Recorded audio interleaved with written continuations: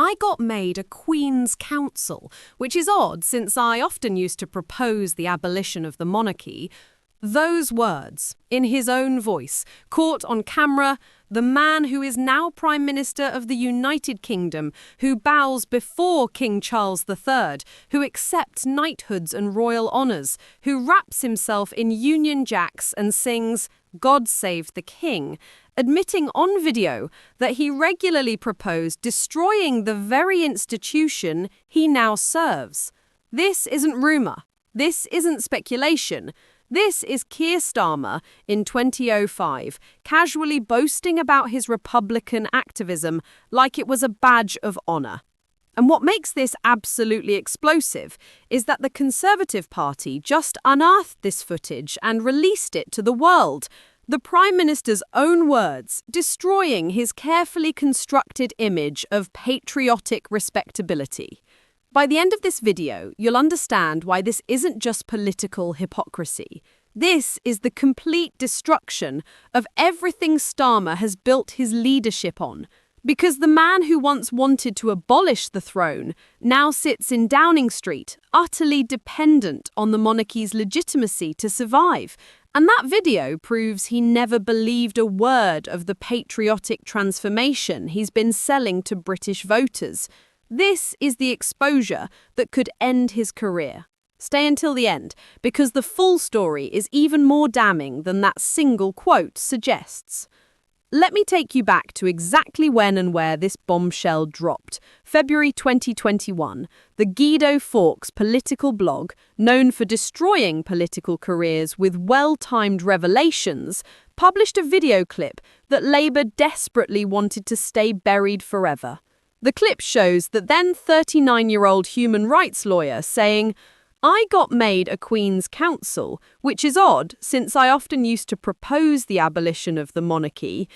The video was from 2005. Starmer was already a successful lawyer, already 43 years old. This wasn't youthful naivety. Starmer was appointed Queen's Counsel on 9 April 2002, aged 39. He'd been a senior lawyer for 3 years when he made those comments. This was a mature, accomplished professional, openly discussing his Republican activism. But here's what makes the quote so devastating. The casual tone. He's not defensive, not embarrassed, not trying to hide it. He's almost proud. "I often used to propose the abolition of the monarchy," said like someone reminiscing about a hobby, like it was something he did regularly, enthusiastically, without shame. The Conservative Party knew exactly what they had. They released the video with the caption, "Abolish the monarchy," says Keir Starmer. The timing was perfect. This came just as Starmer was trying to rebrand Labour as a patriotic, pro-monarchy party, trying to win back working-class voters who'd abandoned them for Brexit and Conservative promises. And suddenly, there was their leader, in his own words, admitting he'd spent years advocating for the destruction of Britain's most beloved institution. The video went viral within hours. Conservative MPs shared it relentlessly. Right-wing media outlets played it on loop. Social media exploded with accusations of hypocrisy. And Labour went silent. Because there was no defence. The video was real. The words were clear. Starmer had said exactly what everyone was now accusing him of. But that video wasn't an isolated comment. It was a window into Starmer's true ideological past, a past he spent years trying to erase from public memory. He was in favor of abolishing the monarchy as a young Marxist and was caught on camera in 2005 saying, "I got made a Queen's Counsel, which is odd since I often used to propose the abolition of the monarchy." Let that sink in. A young Marxist, the man who now leads Britain's government, was once a committed Marxist who actively campaigned against the monarchy. This wasn't casual political disagreement, this was fundamental opposition to the constitutional structure of Britain itself. And it gets worse. Starmer wasn't just privately skeptical of the monarchy, he often used to propose its abolition.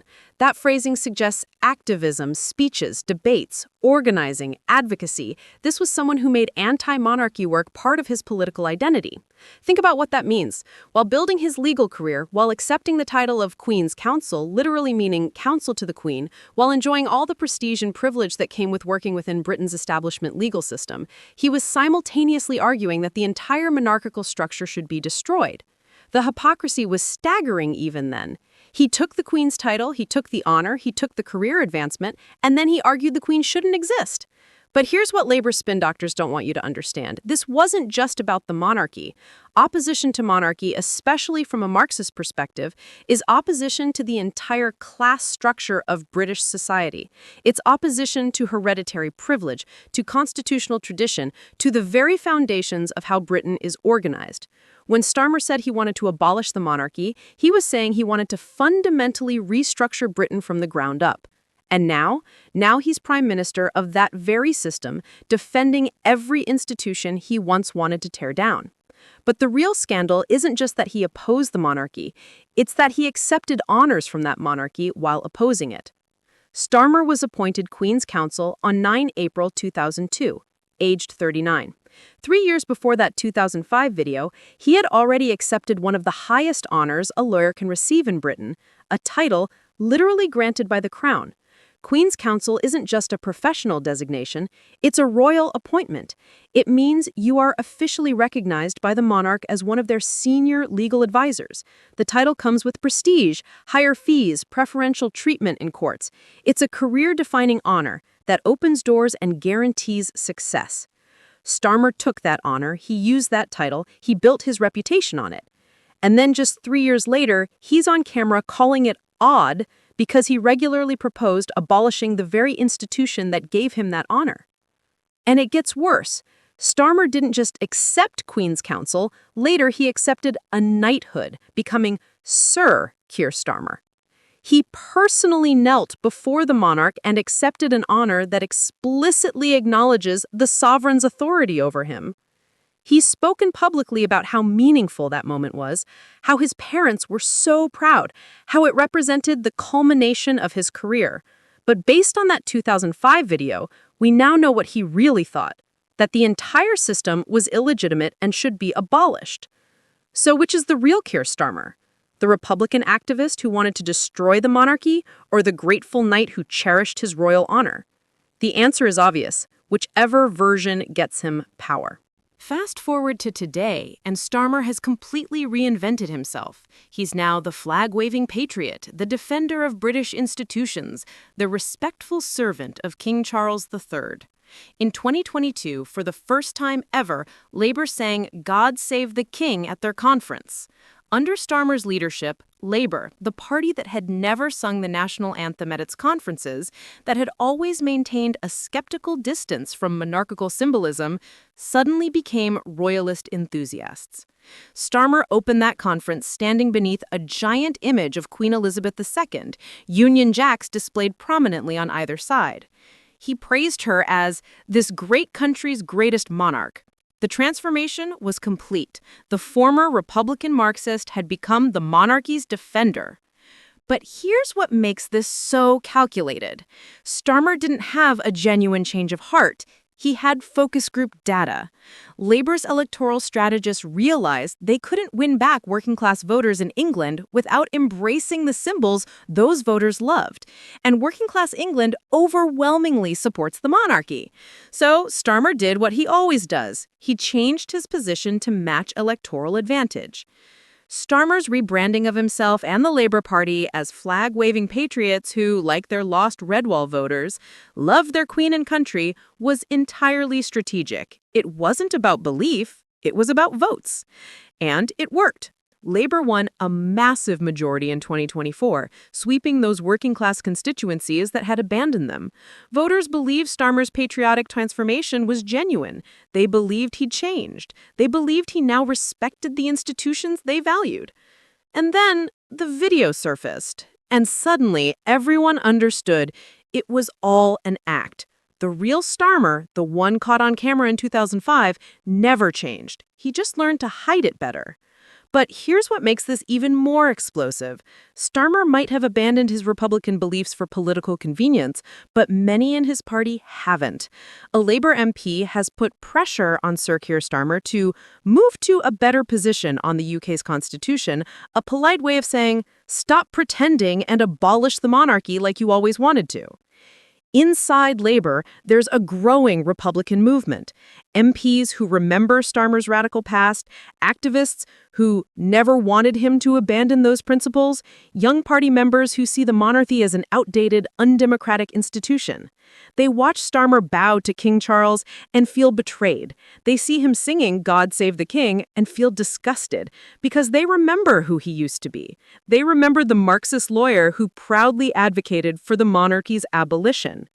And now they're watching him serve that very monarchy, using royal legitimacy to maintain his own political power. To them, it's not just hypocrisy, it's betrayal of the cause. This creates an impossible situation for Starmer. If he moves toward his party's Republican wing, he loses working-class voters who support the monarchy. But if he continues his royalist performance, he alienates his own party's activists and MPs. The video doesn't just expose his past. It exposes the contradiction he can never resolve. His political survival depends on the institution he once wanted to destroy. So why does a 2005 video matter in 2025?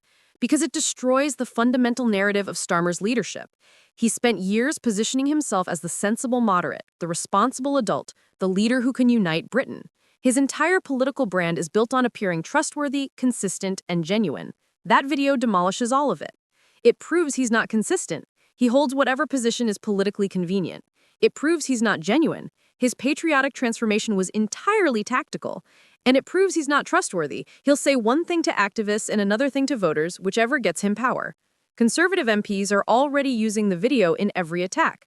How can we trust a prime minister who wanted to abolish the very institution he now serves, they ask. How can we believe anything he says when we know his past positions were the exact opposite? And they're right. Because if Starmer was willing to completely reverse his position on something as fundamental as the monarchy, something that supposedly represents his deepest political beliefs, what else is he willing to reverse when politically convenient?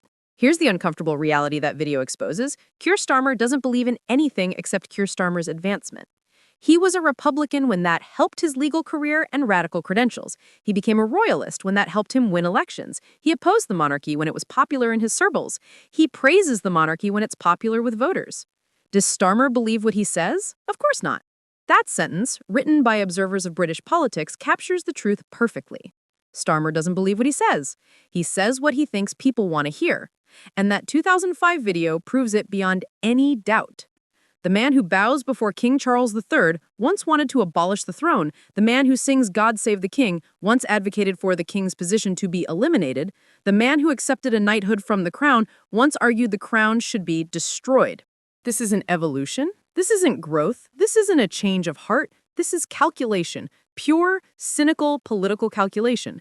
And now, every time Starmer appears with King Charles, every time he participates in royal ceremonies, every time he claims to respect British institutions, millions will remember that video and understand none of it is real. I got made a Queen's Counsel, which is odd since I often used to propose the abolition of the monarchy. One sentence, 20 seconds of video, and the complete destruction of Keir Starmer's carefully constructed image as a patriotic, institutional respecter of British tradition. The video is real. The words are his.